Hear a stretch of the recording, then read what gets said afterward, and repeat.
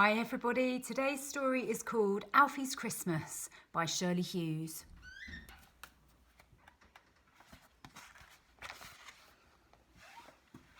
Soon it would be Christmas time. Alfie's little sister Annie Rose was too little to understand about Christmas, but Alfie was thinking about it a lot. He was making decorations and cards to send to friends. He had a calendar to help him count off the days. It had a picture of baby Jesus and Mary and Joseph and the shepherds and the angel and the animals and the three kings bringing presents and the star shining above. They sang songs about it at nursery school. Alfie was helping with the cooking.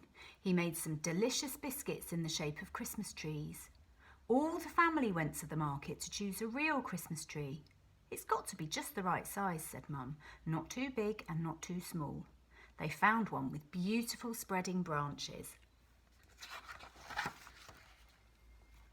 Alfie helped Dad to carry it into the living room. It smelled lovely. Then Dad fetched the big box of decorations from the attic. They spent a lot of time arranging them on the tree. When they had finished, they switched on the fairy lights and left the curtains open so that all the people passing by could see it. "To wish everyone a happy Christmas," said Mum. Alfie and Dad set out on a special secret shopping expedition to buy Alfie's presents for Mum. They spent a long time looking. Dad thought that some nice smelling stuff to put in the bath would be good, but in the end Alfie chose a beautiful necklace of blue beads.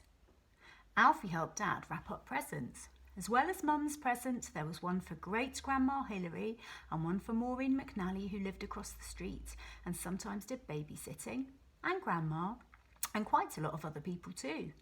Annie Rose liked playing with the shiny wrapping paper. Now the house was full of secrets and packages that you were not allowed to look inside. There was one thing which was carefully hidden, and that was Alfie's present for Dad. It was a very special flower pot which Alfie had decorated at nursery school. In it was a tiny green shoot which was pushing up through the earth, and soon it would turn into a beautiful spring flower.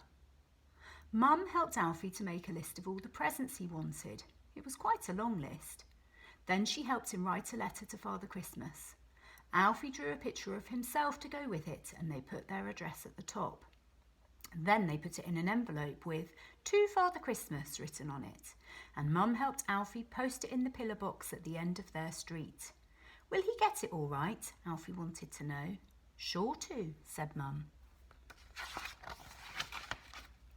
Christmas Eve came at last. As it began to get dark, some carol singers came to their street, and Mum and Alfie stepped outside to join in. Alfie put a little plate of snacks on the hearthrug for Father Christmas in case he felt hungry. He was worried that their fireplace wasn't big enough for Father Christmas and his sack of presents to get through, but Mum said she was sure he'd manage somehow. At bedtime, Alfie hung up his stocking at the end of his bed. Annie Rose had hers on the chair near her cot. Alfie's oldest, most favourite toy, Flumbo, had a little stocking of his own. After Mum and Dad had tucked them up, Alfie lay awake for a long time because he was so excited, but at last he fell asleep. When he woke up, he knew it wasn't morning. It was the middle of the night. He could hear someone moving about in the room. Perhaps it was Father Christmas. Alfie knew that he never left presents until all children were fast asleep, so he screwed up his eyes tight and hid under the duvet. Then he heard something dropping onto the floor. He sat up and peered into the darkness. He could see that his stocking was bulging with surprises, but he knew it was not time to open them yet. Then he saw Annie Rose wide awake. She had managed to get out of her cot and was sitting in the middle of the floor, opening all her presents one by one. Alfie called out and Mum came running. It took a long time before they all managed to settle down to sleep again. The next time Alfie woke up, everything was quiet and he knew that Christmas morning had come at last. Annie Rose was still asleep. Alfie opened his stocking presents one by one. He was glad that he had waited till morning to unwrap them. There were some lovely things in there. In Flumbo's stocking was a Father Christmas hat, a car, some sweets, and a tiny notebook and pencil. Now Christmas Day had really begun. Alfie ran downstairs to look at the tree, and there, propped up against it, was a scooter.